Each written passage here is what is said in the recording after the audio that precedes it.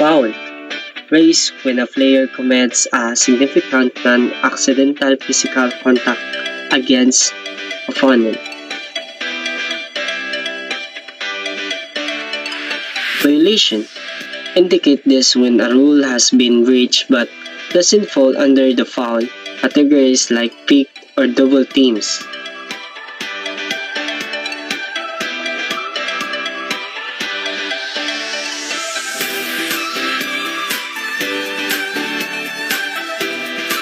Contest. Use this when I disagree with a call made by another player and you are contesting it.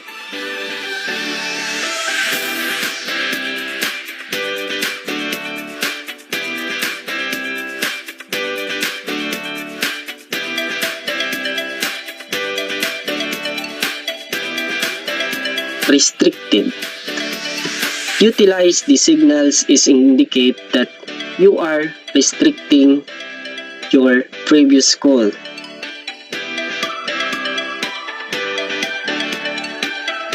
In out of bound.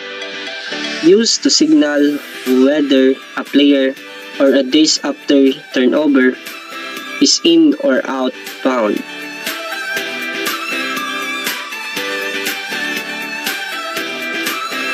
This up. Raise to signal that the disc is in play.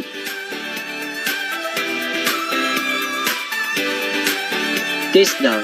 Indicate with this when the disc has touched the ground resulting in a turnover.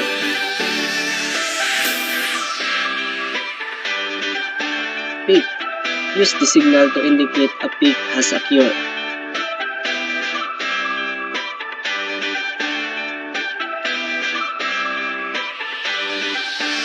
Travel. Signal to indicate a travel violation by a players when they improperly move their foot. Marking infraction. Raise to signal a violation when a thrower is defended by more than one player within 3 meters, which is not allowed. Turnover. Used to indicate a change of position due to a drop disc, out of bound through or other. Timing violation, stall violation, top head with open hand.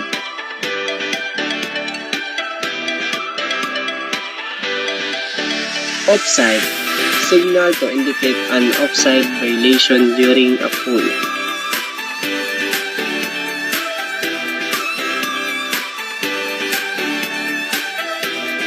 Timeout. Use this to call a timeout which allow for a pause in play for strategies, formation, or rest. Spirit stoppage. Signal used to pause the game when discussion is needed to resolve a disagreement or on the field. Stoppage. This is used to indicate a stoppage due to unforeseen or exceptional circumstance. Men. Indicate this gender ratio or failed for.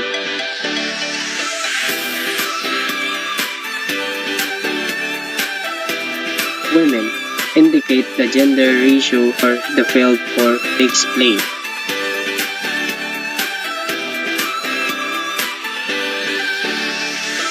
Play has stopped. Signal for when the play has been stopped due to an injury, foul, or other call.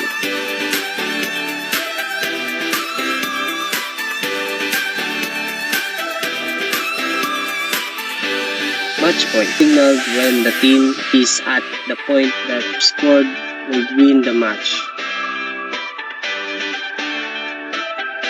Who made the call? Indicate which team on the field made the call, where it may not be evident.